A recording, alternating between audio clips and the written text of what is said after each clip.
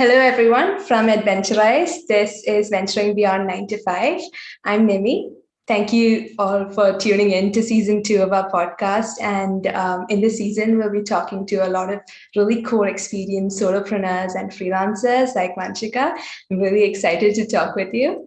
Really briefly, if you don't know about Adventurize, we are a community-led learning, networking, career development platform community for freelancers. So if you want to join the community, the link will be put in the chat by Ritu. And before we dive straight in, I just want to put a brief explanation about what we're up to. So we will be launching a cohort-based program. It'll be the first freelance fellowship mentoring program to kickstart your freelancing journey. So this is like focused towards beginners in the freelancing space. If you want to join, that link, the waitlist link, will also be put in the comments.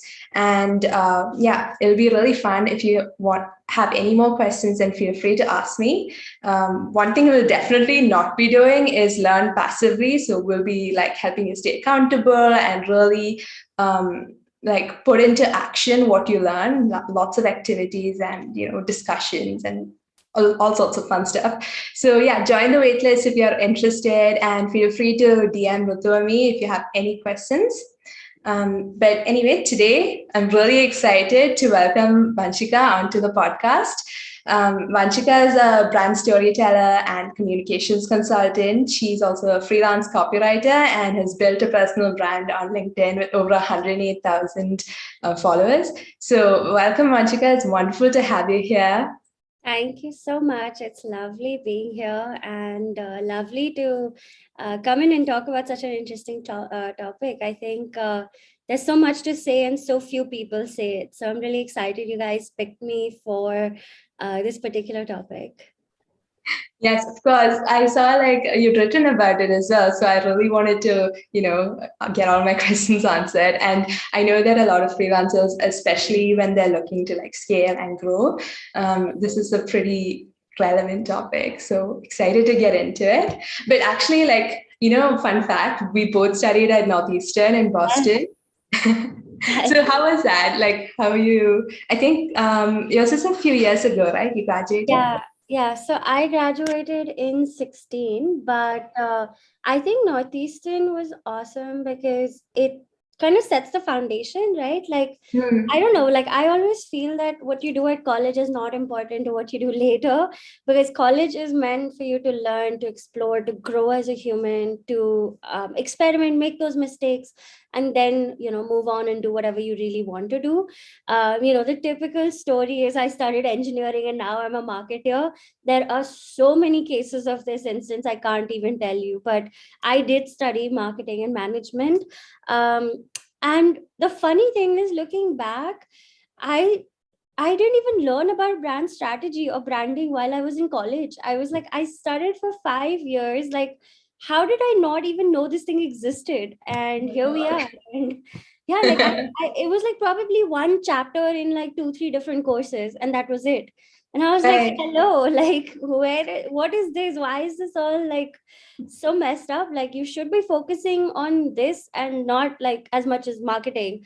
And also the other thing is like education as a structure is always going to be 100% outdated. So like when you step into the real world, you're like, oh crap, like what I learned in the textbook doesn't work in real life. I know nothing. And you're just like, oh my god, now I have to figure it out. And while it's just a good foundation and it gives you a lot of things to learn, you learn the basics, it's not enough to just study. And like you need to really go out there and experiment and try and see what you really want to do, because what you studied can be completely different than what you want to do, and that's just the reality of things. Yeah. Totally relate to you. And like, it takes a lot of courage to go out and experiment. And freelancing is definitely like, you really need to learn and grow almost every single day. So that's pretty fantastic. Did like, I know that one thing that Northeastern really helped is my like realization that experiential learning is so important. And we see that like as we exit out of college and like go into the real world, and you're like, okay, you don't know enough, you can't do everything with theory. So yeah, that was really important. And but I want to know, like, how did you get started with freelancing? Did you start while you were in college? I wish I did. Nobody told me that there was something called freelancing. Like, Right. nobody tells you this in college. They're just like, oh yeah, you're going to graduate and you're going to get a job and that's what's going to happen, which is really sad, because I think you should at least be exposed to the idea that there is something other than a 9 to 5. And I just don't know. I mean, they're trained to teach us that college, study, then go work your ass off and do a 9 to 5, which is like really mean, because they're like hiding the fun part from us for so many years. They should at least give us like a slight indication that there might be something where you can do your own thing and make your own money and you don't need to work a 9 to 5. But yeah, I mean, I wish I started freelancing earlier. Like, I think I'm late already. Like, I always have this FOMO. I was like, I wish I did this like 3-4 years ago. It would have been so awesome. Yeah. But I guess whatever happens at a time and happens for a reason. So I just kind of let it be. Came to terms with it. Definitely better late than never, right? And Yeah. it's hard to wrap your mind around it as well and be like, okay, put it away, it's already over. But now you can Yeah, you've done really well with it. and like when you start freelancing, you realize, like, I mean, it's like freelancing is never going to be the same for everybody, right? Anybody actually. Like, some people are going to have a great experience in the first 6 months. Some people are going to really struggle. Some people are just maybe not going to like what this whole structure is, right? Because it's a lot of like mental, emotional, like there's just so many things happening at the same time. And when you're so used to hearing go to a 9 to 5, go to a 9 to 5, and then suddenly you have no schedule and you can do whatever you want. You don't want to work a single day, you can just take a day off, like nobody's going to ask you. It really like messes with your mind initially, and then you kind of get used to it. And when you start realizing and you turn your goals from, this is what I tell everybody, I tell all freelancers, right? Don't make money your goal, because if that is your goal, then you're going to do things unsustainably. Think of other things that you can attach your freelance success to, right? Either it could be like, hey, I want to go on this trip, I want to go to Thailand, like I need to save a 50,000 and I'm going to do that, right? So put your goals not like to money, give it like some meaning over money. Because if money is your only goal, very very high chance that you're going to overwork and you're not going to do things like a proper business would. So that's what I would suggest. And I think I mean, I think it's challenging, but it's also fun at the same time, because you get all this independence which you will probably cannot have in a job. So it's very For sure. empowering. And getting that kind of initial self-motivation to do the work is tough for sure, but then you get to choose what you do and you will usually love what you're doing, although there's like several things around it because you're basically running a business by yourself, right? So I think like one thing we mentioned this earlier as we were chatting as well, is time management, right? Do you have any tips on how you can manage your time, especially when you just entered the world of freelancing and there's so much that you could or just need not do? So honestly, one thing that has worked for me, which has helped me stay productive as well as get a lot of shit done, is to put a time slot to every single task. I know this sounds super OCD, but the way the brain works, and it's like it's intuitive when you think about it, but it's also counterintuitive. But when you tell your brain that, hey, I need to write this website copy, I have only 45 minutes to do it, and I'm going to do it and fix it and get it done, you actually will get it done. Like today, I was actually in the middle. So I had a call and then I had to go out. And in the middle, I had like a solid 1 hour and I needed to crank out 3 website pages just as a first draft. Like it didn't have to be perfect, right? So for a first draft, I was like, ho jayega. And I finished it like in a breeze. I just finished it. Like I did my research, I did whatever I had to do. I looked at the deck that I was working on, like the one that the company sent me, looked at the questionnaire, I put it all together and I did it and I gave it to them as like first draft. And then from there we'll iterate and fix. But the thing is, like, when you set your mind to a particular time, you actually tend to focus and not distract yourself. I think as a freelancer, self distraction is such a big thing, we don't realize it. Because if you keep your phone next to you, a client calls you, a prospect calls you, a friend WhatsApps you, you get a Facebook notification, you will check your phone every single time. So my biggest thing is, first of all, set times for everything that you do. And secondly, just turn your phone upside down. If you are if you've decided to kind of focus on doing X task, just turn your phone away and get done with that task. Another really good thing that I do, I mean, I've tried to do a lot, I know it doesn't always work out, but another thing that I try to do is I try and walk around for like 5-10 minutes after every task. And that actually helps to refresh your brain and not like completely just stare at a laptop. Because a couple of days ago, I was working. While I was working, what I did in that free time that I had in the middle was I would log into LinkedIn and check LinkedIn, or I would log in into my emails. And then at the end of the night, like, my eyes were so sore and they were hurting. And I was like, this is probably not the right thing that I did, or I did something that wasn't working, or something that wasn't great. Yeah.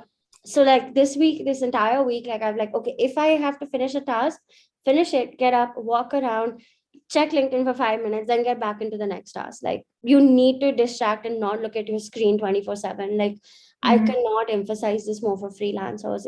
It's crazy, because if you want, you can sit at your laptop for 12 hours a day. There's nothing stopping you. You have to check your LinkedIn, you have to reply to Yeah. emails, you have to create this template, you have to give this deliverable. Like, you will have n number of reasons to stare at your laptop. So it's really important to disconnect and not stare at your laptop. Get your work done, walk around, come back, quickly check your LinkedIn, do whatever, and move on. And Yeah. another thing is, on a larger scale, and I tell all freelancers this, you need to set a routine. Like, you need to have working hours, right? Unfortunately, the whole concept, I don't know how many of you know this, but the entire 8 hour working day, right? It has actually come down from the factory times, from the industrial era, because over there people were producing things, and for them it was 8 hours means produce X amount, and that's why they needed to be at the assembly line or whatever for 8 hours. That's where that entire concept came down. But when you're a freelancer, right? In the beginning, even I made this mistake where I would just constantly be working, checking my emails at all weird hours. I mean, anxiety. I would wake up in the morning, and rather than like having a nice peaceful breakfast, which I did when I was working a job, I would get up and check my emails and be like, oh my god, who's saying what? So set your timelines, set your day, make sure that you log off after a while, right? You're not a machine. If you were supposed to work 8 hours a day at an office, and you would leave your work 8 hours after you're done, in a normal setup, you can do the same here, and you should do the same here. So I think that's another really helpful tip, because if you have endless hours, you'll just endlessly be working or filling in tasks that can be done a day later. So Yeah, it just that's, all piles up, right? This is so yeah. relatable. Yeah, even as an entrepreneur, me and myself and Rutu feel that. And like one thing that we're going to be trying to do is like our community virtual co-working sessions. So we'll just set up a time slot where you guys can like log in at any time and we'll just have focused working time. And I definitely agree with like time slots. We heard this in some of our previous episodes as well, where you kind of just book slots of time for the activity that you planned and then focus on that. So that's really helpful. And I think another thing that I was curious about is how do you draw boundaries? Like when you have so much work going on, you get emails and like messages all the time. How do you know when to say no? And also, like, sometimes it's difficult, right? Because what if you lose an opportunity? Like that kind of mental stress is also there. So, None of us right now that I can see over here are doctors or people where if we don't reply to an email or pick up a call, somebody's life is at stake. If you are, please feel free to pick up your clients' calls at 11 o'clock and 2 a.m. But literally, none of us right here, right now, have any kind of correlation to any other human's life or our life being at stake if we don't do X thing. So, literally, nothing is urgent. Trust me, I was traveling for 45 days. Like, I was out from 15th of Feb to 23rd of March. And I took my laptop along. I had my laptop everywhere I went, generally, and nothing was urgent. And even if I replied to an email 3 hours later, nothing happened. Like, surprise, surprise, the world was still the same. And I think that was like the first post, like the first point that I put in my post when I did a recap of the 45 days was like, nothing happened if I didn't reply. Why are we put under this The pressure? world didn't end. The world didn't end. I was out. I was in Goa. I was on the beach in Bombay. I was out shopping. If I got a chance, I'd check my email. Nothing happened. Nobody called me and was like, oh my God, my life is at stake because you didn't reply. Like, nothing happened. So you have to take away this false sense of urgency. Like, it's okay. I promise you, even if you reply within 24 hours, that is also still generally business wise accepted. Nowhere does it say that you have to reply to an email in 10 minutes, right? Like, it Yeah. is a falsely put anxiety causing activity in our own lives that we put on ourselves. Yeah, we just So put it on our own honestly, minds. yeah, no, I mean, there's nothing that is urgent, nothing. Because like, blog gets 3 hours late to send. I mean, obviously try and stick to your timelines and stuff. Like, I mean, I don't have anything that I'm like, okay, I have to do this at this time. And a lot of my calls are pre-scheduled. So if I have a free morning, I'm free, right? So I mean, that's one thing. And another thing I would say is, I mean, rather than FOMO, have JOMO, right? Like, enjoy missing out on things, because, like, not every project is going to be worth your time. Not every client is going to be the best client. Not everything is going to actually interest you, right? Like, even I've done projects where I was like, I was better off just not taking this. Why did I do this? So honestly, like, I mean, pick up things that really matter to you, make a difference to your life, something where you're making a difference to someone else's life. Pick up things that have meaning. Don't just, like I said, like, when you disconnect freelancing from money, that's when you start thinking about your business differently, right? Like, don't think of it as, I need to kind of do these 5 projects irrespective of what they are, because I need to hit this income goal. If you're doing that, you're doing something wrong. Instead, you should be like, okay, I am looking to work with, say, NGOs that are helping kids, with literacy, right? And that, if that brings meaning to your life, and that means that you'll earn X amount, like, do things that have meaning and make you happy. Because at the end of the day, like, if you just think of it and you're like, yeah, I just like did 10 pieces of content for a client, and it has no meaning to you, right? Like, you would not feel proud of that work. That's the other part. So prioritize things that have meaning to you over things that are just you need to do. Yeah, um, yeah, for and sure. I think have systems in place, right? You can't just panic on the 15th of the month and be like, oh shit, I don't have clients now for the next 15 days. You should have thought about that 20 days ago. You don't think of that on the 15th of the month and be like, shit, now I don't have clients. You start thinking about the 15th of this month, the like 10th of last month, right? Like, you need Right, to plan always, ahead. I yeah, think like one point that you brought up as well, like if you have a hard deadline, then you definitely need to make sure like you stick to the times that you committed. But yeah, planning ahead is so important. And I wanted to ask you about that as well. And we're going to moving towards like the packaging of your services aspect of things. But I was curious about your personal story of like how you strategize scaling up. Can yeah, you talk a bit about that? yeah, for sure. So I realized very early on that there was only a set of things that I can do, right? Either because of mental capacity, where it's like, okay, I can only do 2 brand strategy projects at one time, or it was just like, if I do this, then this could happen. So it was just one of those 2 instances, right? So what happened with me was I realized that I can only go this far if I just do brand strategy. But if I add on some complementary services, which I know that my clients would like, then there's a chance that I could basically be their service provider, right? See, the thing is, it's very hard for someone who doesn't know you to trust you, right? But if you come off as someone who's trustable and someone who wants to be a solution provider rather than just a X thing. Like, you're not just a content writer, you are actually helping them build their SEO, you are actually helping them build authority, you are helping them build a database of resources, right? So if you think of your work in that way, like I said, again, go back to work having meaning, the way you talk about your services will change. Like, even I learned this the hard way, because when I started brand strategy, right, it was hard to sell brand strategy because I didn't really truly understand the impact it had. But as I understood the impact it had, I got better at selling my services. So now if I go, and I've been doing this now for 2 years almost, right, and if I go to a brand and say that, hey, I think your brand strategy needs help, this is why it needs help, this is the outcome, this is the value add, this is what I can do for you, there's a lot more trust and credibility that comes with it. And moreover, like I said, like, there's only n number of things that I can do. I can only probably take up 2 brand strategy projects and maybe 2 3 comms kind of projects. So what I started doing was adding people to my team. So I added on content writers, I added on people for LinkedIn, I added on people who do brand identity design, I added on logo designers, I added on graphic designers.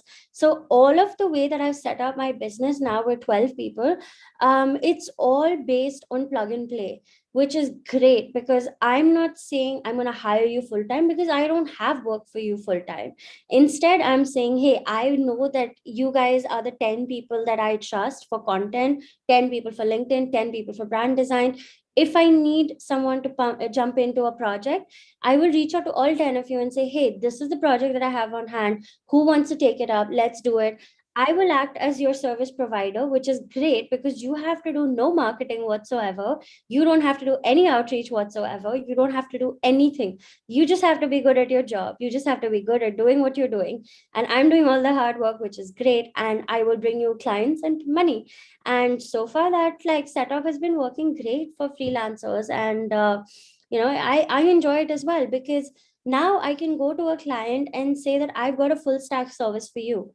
Right. So, for example, one of the clients, the one that I talked about on the group, I did their brand strategy. And then the next question was, oh, do you have someone for website content? So I said, I can help you with that. What else are you looking for? So I asked that question. I said, what else can I help you? Then they came up with, oh, we need pitch deck, we need website, we need social media, we need brochures, X, Y, Z, A, B, C, D. And in that, what happened was that I realized that rather than just giving them one service, I was able to give them 5. And moreover, I was like, hey, like, this stuff is not going to happen in 1 month. It's probably going to take 2 to 3 to 4 months. Are you okay with signing a 3-month retainer? And they said yes. So I literally went from like doing brand strategy for this brand, helping them set up their brand, right from like the brand name. Like, literally, they came to me completely like zero. So right from brand name, and now I'm doing their website, then I'm going to do their app, then I'm going to do their pitch decks. And I think just adding on these services and helping them with all of this has really helped in terms of the trust, because now they just like they don't have anything, like they don't hesitate. They just come to me and they're like, Vanchika, this is thing, can you help us? I'm like, great.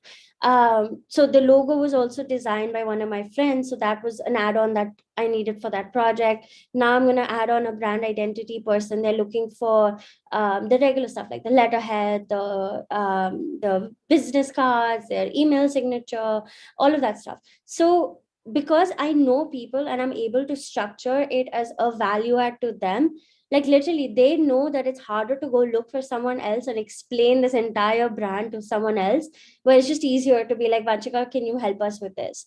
And then I just take that on and pass on the work. If I can't do it, if I can, then obviously I do it.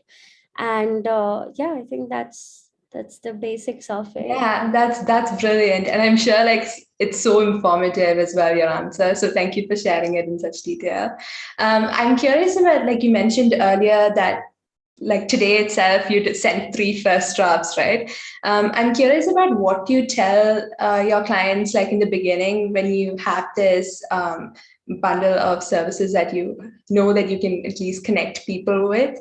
What do you tell the clients during like the initial set of calls? And Yeah. So I think pitching is also very important, so that you don't See, there's a very fine line between offering a lot of services and just being everything for everyone, right? So there has to be that fine line, right? Like, so if someone asks me, for example, like, can you write a case study? I'll say, no, I can't. Someone, I know this is like really weird. I started out writing blogs. Like, that's where my entire freelance journey started from. Right, But if right, right. someone asked me today to write blogs, I'm just like, I'm sorry, I don't do it, but my team can. So I just completely zone out and I say, no, I'm not doing it. So drawing that fine line is really, really important, because you don't want your client to also think that you are everything, right? Because then it's like kind of reverse psychology, right? Because if they know that you are doing everything, then they also know that they are your biggest client, right? It's impossible that if someone gives you 10 deliverables, it's impossible that they didn't even once think about the fact that they could be your biggest client. Right. And if that happens, that's where the downfall happens. I know this sounds like very like psychologically messed up, but It's you so can't let a interesting. client feel that they're the biggest client of yours, because when that happens, that is when exploitation starts. Because Mhm. that's when they'll be like, oh, if you're doing 5 blogs, can you also do this for me at this price? And that's like slowly where you start falling into the trap of not getting paid well for what you're doing. Which is why, like, pick a certain number of things that you want to do and say no to everything else. I mean, honestly, it's worked out better, because that way you can pick and choose between what are higher paying kind of things and what are lower paying, right? So, for example, case studies, right? I know how to write it. I can totally write it, but I still say no because I'm like, I don't want to do this, right? So that's like really important. That fine line needs to come out very strongly to your client. And moreover, like I said, like when I had to do these deliverables today, right? I already knew in advance that I had to do it. So I had already planned my day. I was like, okay, I got these 3 calls in the morning, and then I'm going to sit and I'm going to have lunch. Then I'm going to do this. Then I'm going to go out, do my shopping, come back, and then do this webinar, right? So my days, like my literally my weeks are already planned like the week before. So like, even if you ask me, like, I know this sucks, but like when someone asks me, like, can I do a call tomorrow? Most likely my answer is no, because I don't have space. Like I generally try and also Yeah. limit my calls to like 2 or 3 a day, because I've got work to do as well. So in that aspect, I think it's just setting your mind to doing things at the right time. Another really cool thing that has worked out for me in the past is, say for example, your task is to research the street food industry, right? Say for example, you're doing a brand start or some social media stuff, right? uh, you don't have to do everything on the same day. You don't have to research, write, edit, create on the same day. You can research on Monday, you can think about it on Tuesday, you can read a couple of articles on Wednesday, do the writing on Thursday, edit it on Friday, like whatever your timeline is, right? Just figure out how you can split up this really big task that looks really scary and big to you right now into much smaller tasks and get it done over time. Because there's no point in rushing everything and then doing a messy job. The only reason I could get those 2 3 pages of website out pretty snappy in an hour is because I've worked with this brand, right? Like I did their brand strat, I know everything about their industry, I know what kind of language they're using, I know the kind of places I need to go to read. So like for me it was quite easy to do.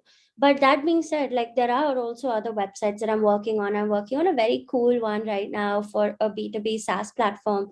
And like I had to research like Snov and Lasha and Easy Leads and all of them. So I researched them on one day. Then the next day I had a call with the guy. Next day after that I wrote, then I edited, then I sent, and I came back for iteration. So like not everything has to happen on the same day. And I don't know why a lot of people try and just do it all together, but that's probably not productive, because the reason behind that is that there are only certain number of hours in a day that you'll actually be productive.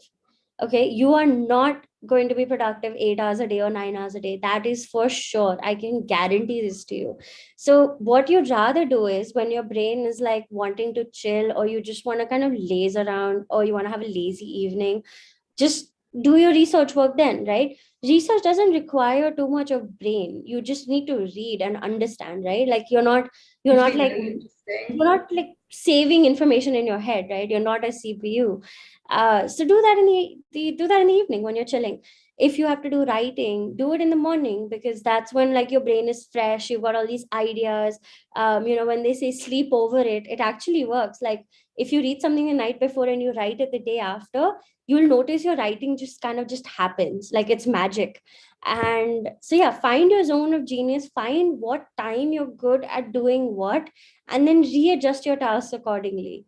Like for example, all of my calls that are on my Calendly link, which is on my LinkedIn, if anyone wants to go and book it, is on at times when I know I want to do like lazy stuff.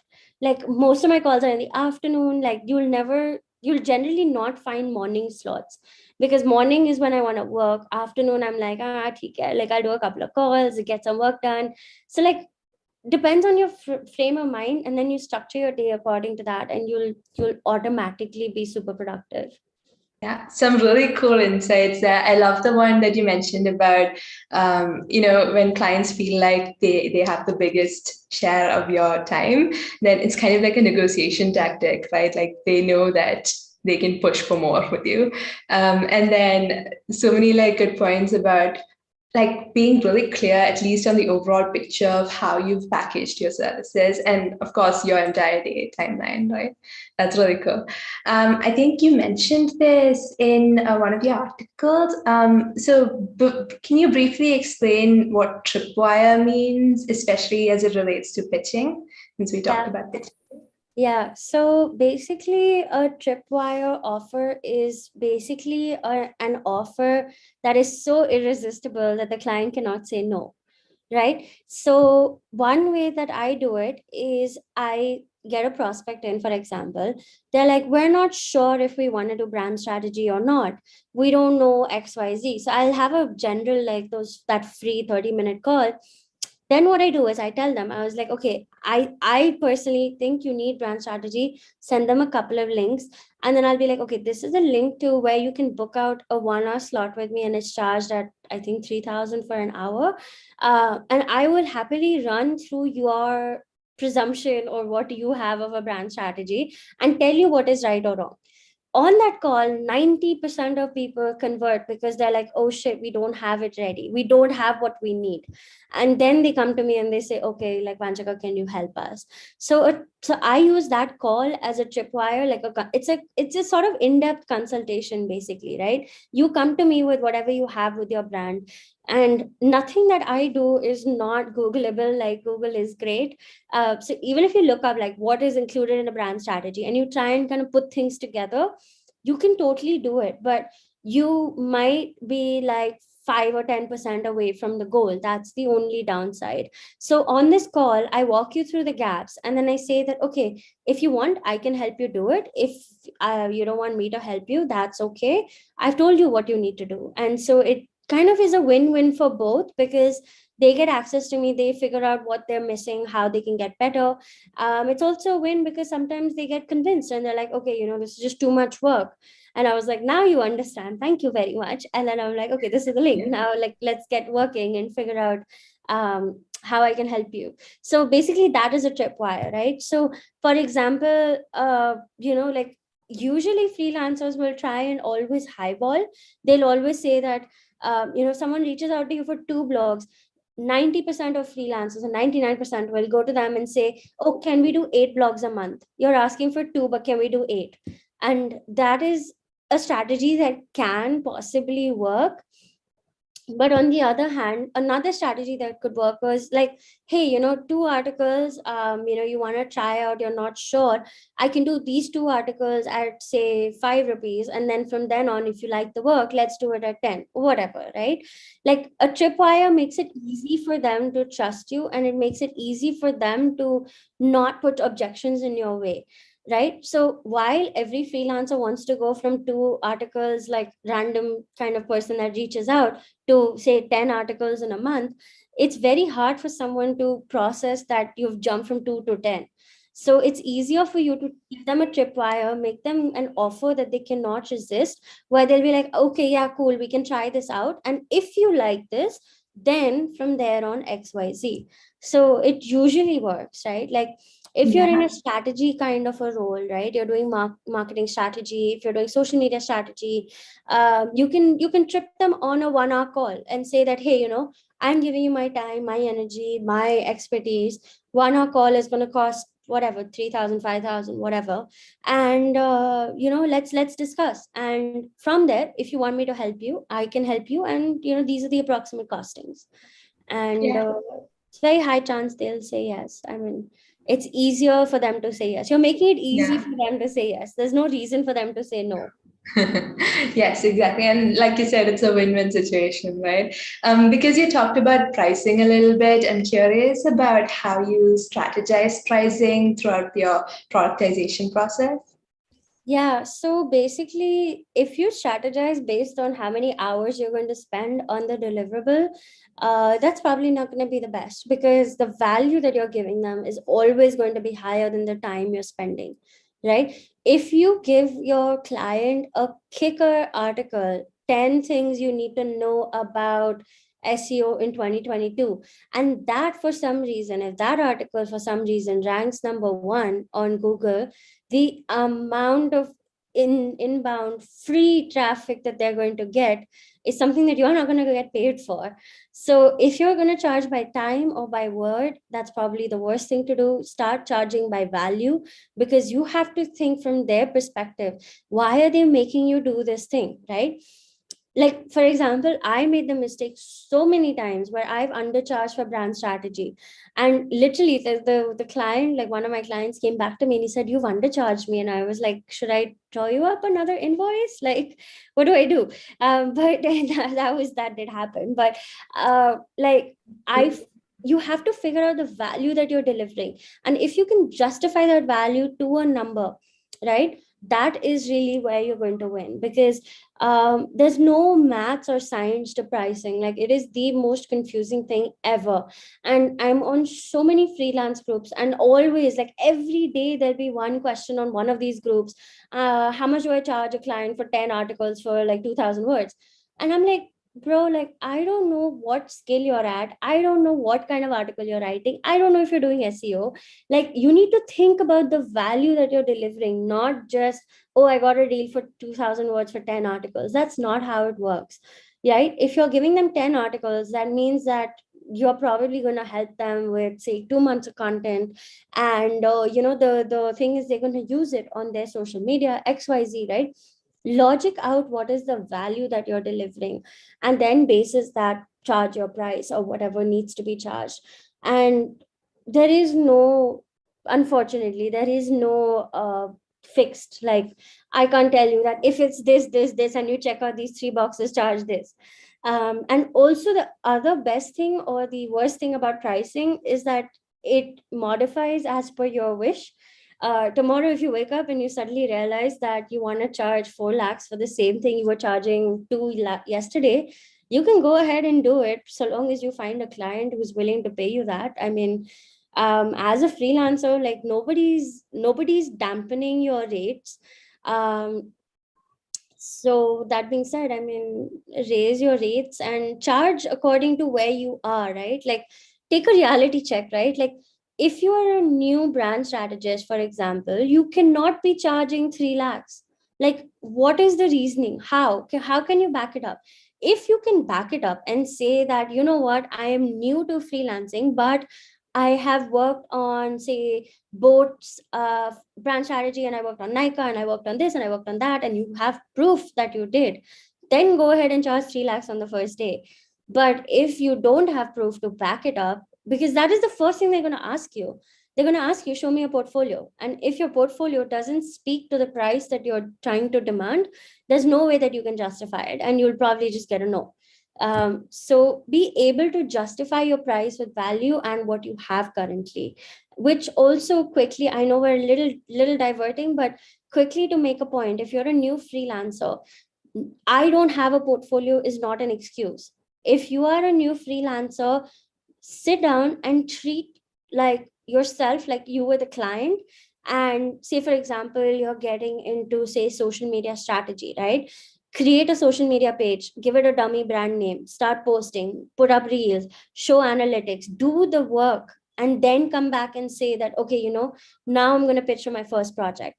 Just like, you can't jump into social media management if you've never done it before.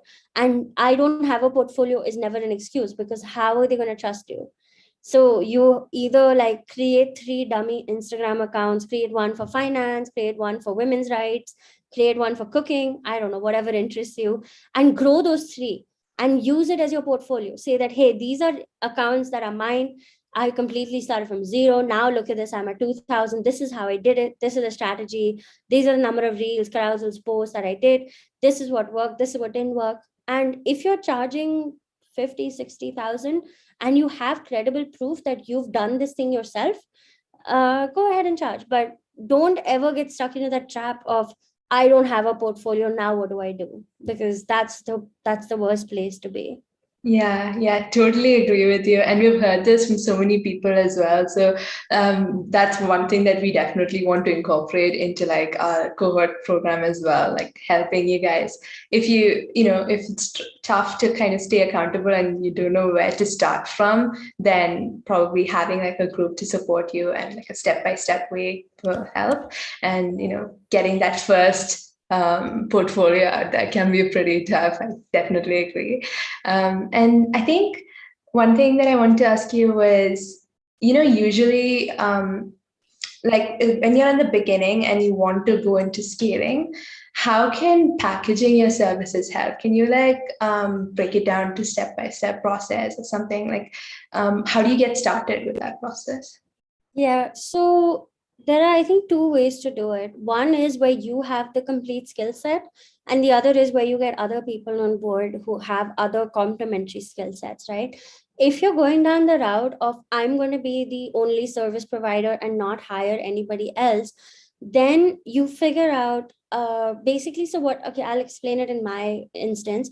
So brand strategy, right? It's very hard for people to equate, why should I spend X amount on this thing? Because there is no real, like, I can't correlate it and say that if you do brand strategy, you want to make $10,000 in your first year.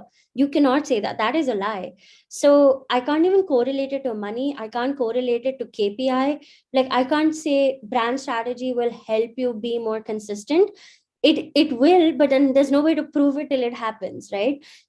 So it's very hard to sell brand strategy for that reason. So when I started out, right, and I packaged my services, what I did was I realized that not everybody needs everything, right? So a very new brand, for example, they might not need a super in-depth story, right? They're not pitching to investors. They just want something to put on their about us page. A brand that is very, very new may not really need like a 5 page or how do you use your voice and tone with examples, and they don't need it, right? Like, they just need a basic direction to head in. So what I did was I basically created 3 packages, like a basic, an ultra, and an sorry, basic, ultra, advanced. And what I did was I increased or decreased the depth of what I'm giving them along with the time commitment, and package it into 3 different services, right? So if you go for the largest one, you'll get everything, and it'll take you like 10 weeks to do. If you go for the medium one, it could take up to like 4 to 6 weeks, like a month and a half. If you go for the smallest package, that could take you like under a month. It could take you 3 weeks, because it's just the basic bare bones strategy, right? Because right now, like, I realized over time that startups are always going to be in cash conservation mode. And because of that, like, if I suddenly start charging them the highest package, they're going to say no. Instead, what I did was reduce the time, reduce the deliverables, reduce the depth maybe of the deliverable, and told them, I was not lying to them at all. I said that, hey, over here, I'll just give you a very brief outline and I'll give you some guidelines, and I'll show you some templates of other people that are doing it, but I will not write out a 3-pager voice and tone guide for you, right? I'll pick up some links and I'll show you like, this is close to your brand, do this, and I'll explain it to you, right? So that's basically how I did it. And what that did was it really helped other people also figure out where they want to be, right? They don't need to spend whatever the largest package is unless they have the money, right? And a lot of times they don't, so they always go for the small or the medium. And then once in a while there are obviously funded people who are like, yeah, I'll go for the last one. But I would say the last one is the most comprehensive and it's going to be the best for you. But then if you're always in cash crunch saving mode, then that's not what you're going to spend on. So that was one way that I did my brand strategy side. The other side, so I've started getting inquiries for illustrations, logos, color design, mood boards, typography, colors, logos, branding design, which is like your stationery, your envelopes, your visiting cards, your XYZ flankana dinkana, which I can't obviously do because I don't have that skill. Um, Yeah. so what I did was I put together a hybrid team of three. So one person does the logo because I know that person is really good at logo design. That person does the logo. Then I have someone who does illustrations and icons really well. That person does that. And then a third person does the sort of adaptations of the logo and gets all the branding design work done. So what happened is now, like, obviously, like, right, so they don't have to, like, my client, whoever reaches out to me doesn't even talk to these people. I layers, I get it done. If we want to get on a call, more than happy to, and that usually happens like once or twice. We'll get on a call together and try and sort things out. But it saves them so much of time, effort, energy. Because now I'm just like, hey, what do you need? You need logos, this. Okay, cool, I have this is the price. You want it, you come. You don't want it, you can go. And even with that, right, so for something like illustrations, right, I give them two options. So another way to package it, right, one is hourly, because like if they come to me and they say, hey, we don't know how many we'll need, we're building an app, we might need 10 or we might need 15.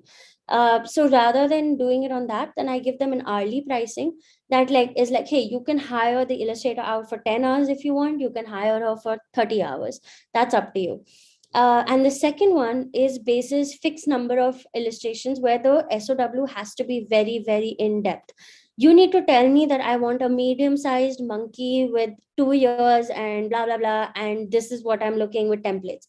If you give me that, we can then go down the fixed route of 10 or 15, whatever. I can give you 2 3 packages and it can go by number. If you don't know what you need and you have a very open SOW, you'd rather go by the hours and say that, okay, we need 2 medium, 1 small, 3 large, and we get it done accordingly, and you're billed for those hours. So as a service provider, like, they get trust that I'm managing the project, I'm going to be involved, I will help them get the best outcome. And at the same time, they get access to everybody that I work with. And I mean, so far so good. I mean, that's one way of packaging and doing your own services. Yeah. Thank you so much for sharing all of that. And I think like your experiences and insights will definitely be helpful for people. And we have a question from Ankita just now. She's asking about how you reach out to international clients. Yeah. Yeah, so honestly, for me, it's been very, very selected cold emailing. For the kind of service that I sell, it's very hard to blind cold email, because either they've done their brand strategy or they haven't done it and they're okay with it. Someone who doesn't want to do brand strategy, you cannot convince them to do it. So cold emailing doesn't always work, which is why I'm saying very selected cold emails. Like, for example, if I go on, say, Reddit, or I go on Quora and I see somebody who's actually like, hey, I'm stuck with brand strat, can someone help me? Then I would reach out to them and be like, okay, like, I can help you, let's start talking. Or LinkedIn has been great. I've worked with over 10 clients that have been international, and LinkedIn has been great in that aspect. And another one is definitely referrals. Like, I cannot stress how important referrals are, because if you have a client and you've done a really good job for them, and they're happy with you, you should not be ashamed to ask for a referral. And trust me, if you don't ask, you don't get. A lot of, like a couple of these international clients, not a lot, a couple of them have come through a referral, because I was like, hey, I just finished this project, do you know anybody else that would need XYZ? And they would happily, whether they know or not that that project is needing to happen, the least that they can do is intro you to their friend, right? And whether you close or not, that's none of their concern. But yeah, I mean, an intro call has never really hurt anybody. So just a warm, not cold, a warm intro from someone you worked with. So for example, like I worked with this fintech company in the US, and did a lot of writing for their like app content, and like it was like a social media feed that they had in app. Did a bunch of work for them, and then he referred me to his other colleague or whatever who was building a business, and like his deal value was probably like X, but the deal value that I closed was like literally 3 or 4X compared to what this guy's business had given me. And that was just because I asked. I was like, if you're happy with what I do, I also do brand strat, obviously, blah, blah, blah. Like, talk to him a little bit about it. He referred me. And from like a copywriting project, it was literally a copywriting project, I got a brand naming project. So, like, the value and the deal size was literally 3 or 4X. And just because I asked. So, always ask happy clients for referrals. I think that is the biggest advice that has helped me. That's amazing. Yes, definitely. And warm intros help so much in like actually building that trust, because you're working on your own, right? You need that kind of support. Yeah. So that's amazing. And I was gonna ask you, like, we have another question from Yogesh. I think he commented on your LinkedIn post actually, but he's curious about whether nationality affects the freelancer's income. So if you take the same situation scenario, right? An Indian and a foreign freelancer, freelance writer who have the same experience, same skill set. Are the Indian freelancers likely to earn more or less than the foreign or native English speaker? Yeah, I mean, to be honest, like service-wise, you both will probably be providing the same thing. So I would honestly think that it's you feeling insecure, which you should not, because I mean, as long as you're providing good service at a cost that is not like exorbitant, I think there's nothing that really differentiates you. And like I said, always have proof. If you're able to prove why you're charging 4 lakhs for 10 blogs, that's all they're asking for. And another thing I think also that needs to be said is actually two things. One thing is that international clients are not stupid. If you think that you can buck up your rates by 20x just because someone is paying you in USD, trust me, you cannot. You will not be able to, because they are smart as hell. They have talked to 5 other freelancers, and suddenly, if your quote is 5 lakhs and everybody else is charging 1 lakh, they're going to be like, something is wrong with you. So do not try and play smart by charging them more because of the currency exchange rate. They know what the market rate is. And second thing, which is a huge myth, right? Everybody wants international clients because that's where they think the money comes from. Trust me, I swear on you guys, I swear on my mom. Right now, I have one international client and the rest are all Indian, and I'm still making equivalent to what I make every single month. So there is a ton of money in India. Trust me, you just need to find the right people. If you're finding people who are bargaining with you of over like, hey, instead of 10 rupees, can you do this at 7? That might not be the kind of people you want to work with. Or if you find people who are like, increase the quantity of stuff and reduce the price, that's probably not the kind of people you want to work with either. So figure out who is your target audience and then really just go after them, because there is a ton of money in India. Like, I guarantee you, like, I don't go searching necessarily for international clients, because personally, like, A, they have all these weird working hours that I don't want to work. Two, they pay great money, but I'd rather take a 1.5 or 2 projects in India and make the same money and not have to take calls at 9 o'clock at night. And thirdly, I mean, it doesn't really matter. Like, so long as your quality is good, like, whether you're dealing internationally or locally, like, your quality shouldn't vary. I mean, ideally, you should be true to what you're doing and your skill and stick to that, because it's not just that international people can make you money. There's a ton of money over here. Yes, for sure. And I think like from the earlier points, having referrals and testimonials from your clients will definitely help you through this entire process as well. And we're coming to the end of the session. We have quite a few more questions in. Vanshika, do you have a hard stop? No, I mean, I can stay here till maybe 30 minutes more.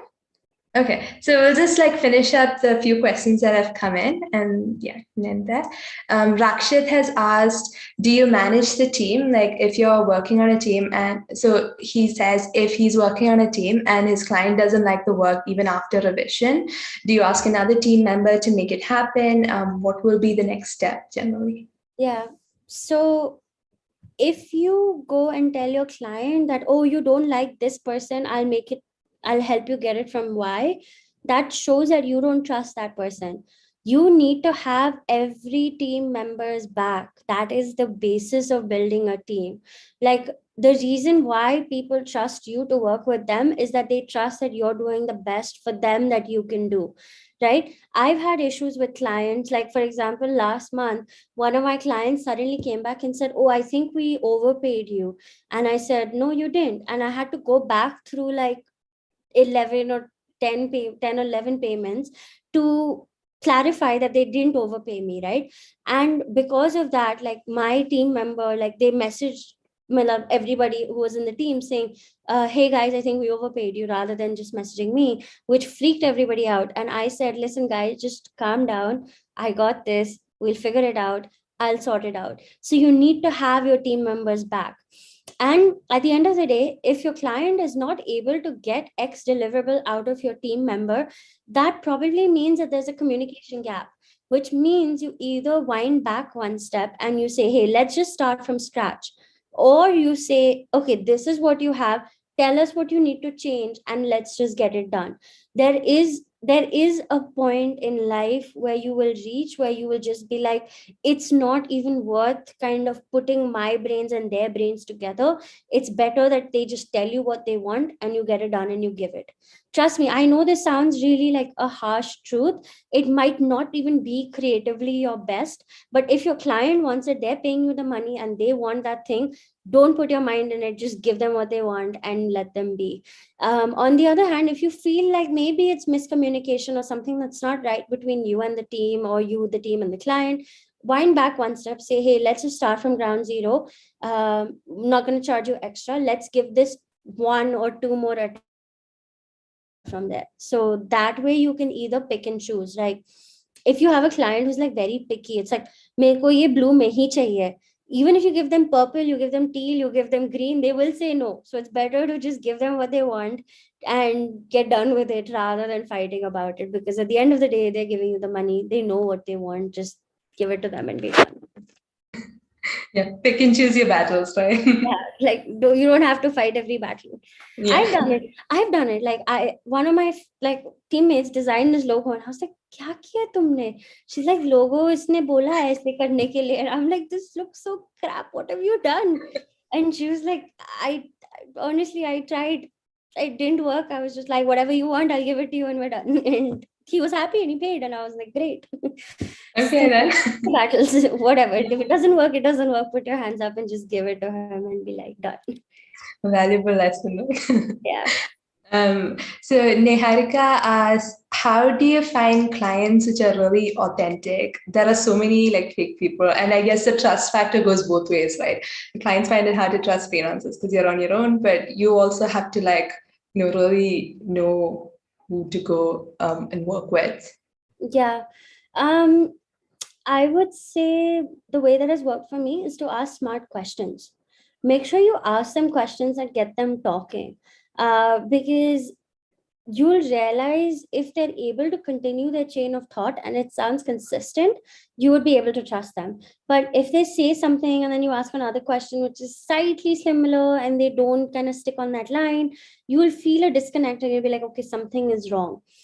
Another thing, like, authentic people will never ask you like, "Mere ko aaj hi code chahiye."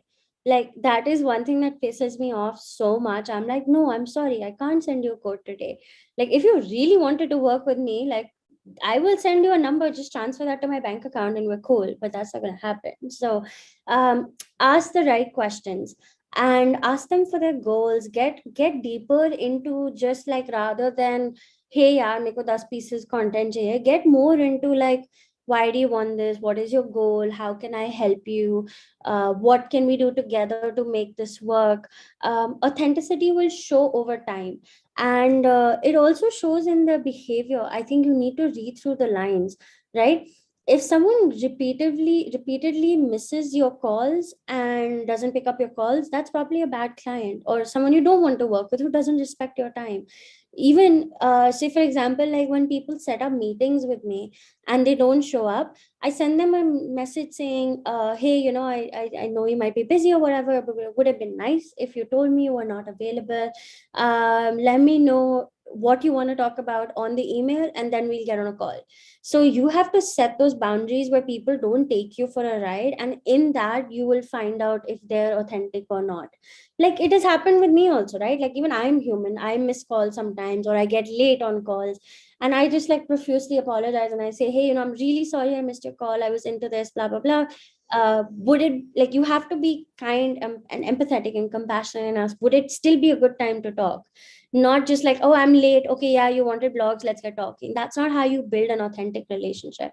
So it's a lot of human based, skill based servicing that you need to learn as a freelancer. Yeah, definitely. The soft skills play such a big role here.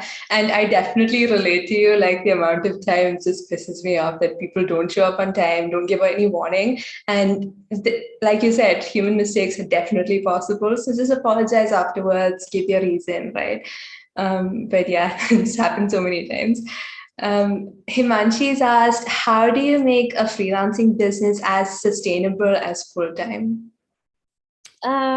First things first, set goals, which are not, again, money goals. It's not कि मेरे को इतने पैसे बनाने हैं. Set goals that make you happy and give meaning to your life, right? Like, when I didn't consciously realize that I would be traveling for 45 days, but when I did, when I like realized, like, a couple of days before I was flying, I was like, holy shit, like, this is great. I get to work, I get to travel, I get to do whatever I want, I get to work wherever I want. Like, why not? So I think, one, set your goals. To build a ecosystem around your people that you can talk to, because you're going to have road bumps and speed bumps along the way. For example, use the WhatsApp group that we're on, ask your questions, be okay to listen to criticism. Third thing is, obviously, figure out what amount of money you want to make per month, and then work your way backwards. A lot of freelancers make the mistake of going, हाँ मेरा अभी एक 5,000 का project है, okay, अभी 10,000 का है, अभी 15,000 का है, and then at the end of the month you realize you didn't hit your monthly income goal. So what I would do instead is write down that number on a piece of paper, whatever it is. It could be 50,000, it could be 80,000, whatever that number is, and then figure out backwards, okay, like, okay, if I want to work for 5 hours a day, how much work can I take on and how many projects can I take on? Or you say, okay, chalo, mahine mein I want to make 50,000, I want just 5 projects, I need to find clients who are willing to pay me 10,000. What service can I offer that they'll charge me 10,000? And what service can I offer where they pay me 10,000? So you have to back work it, always back work it, because if you try and front work it, you're not going to be successful in that. You'll realize, like, on the 25th, like, oh shit, like, I'm 50,000 short, and like nothing's going to happen in 5 days. Another thing is, make sure you do other things other than freelancing. I know, as a new freelancer, work is priority and you're like, oh my god, this is all new, but that's not the reality. Actually, what you should be doing is If you like painting, paint on the weekends, get your mind off work. If you like going and cooking, go figure out some new things to cook and do things that make you happy outside work. Because if you're just working, thinking that freelancing is equal to just working, you'll slowly run yourself into anxiety and depression. So that's not where you want to be. um and yeah, I mean, always keep upskilling, attend sessions like these, watch YouTube videos, buy ebooks, I mean, follow people's Instagrams. Try and figure out how you can be 1% better every day. And that is really where you're going to kind of continuously grow, and you'll realize over time that this is actually a full-time thing and not just part-time for fun. Yeah, for sure. And Vanshika is in the freelance fam. Ruth has shared the link, so we can continue sharing questions and answers and discussing things over there. So thank you so much, Vanshika, for your time. It was Thanks for really that. brilliant talking with you. Thank you. Thank you. Wrap up now. Happy happy to chat whenever. Please, yeah, feel free to reach out on LinkedIn or WhatsApp, and yeah, let's definitely chat. Do you have any other announcements or promotions that you'd Uh, like to? yeah, so I do have consultation calls open for freelancers, specifically new ones. Reach out to me on DM on LinkedIn or on Instagram, and I will definitely share a link with you. It's completely free flowing, no agenda. Come with your questions, and I'll try and answer them to the best of my abilities. And I figured like a lot of people have taken them and they really enjoyed it, because a lot of times we get ourselves stuck in a hole that we don't realize we've gotten ourselves stuck into. So maybe just talking to someone who's done it before you can really help you. So reach out on LinkedIn or Insta, and I'll send you that link, and you can book a call. And happy to chat offline about this. Brilliant. Thank you so much. And yeah, the two links have been shared. So join the community, and you can join the waitlist for our cohort program. We'll be diving really deep into how you can start off with your freelancing journey as a beginner. And it'll be really fun. It'll be a small group, and we'll have a bunch of mentors and experts on board. So yeah, can get some really in-depth attention and build your portfolio. Thank you, everybody. Thank you, Vanshika. Thanks. Bye.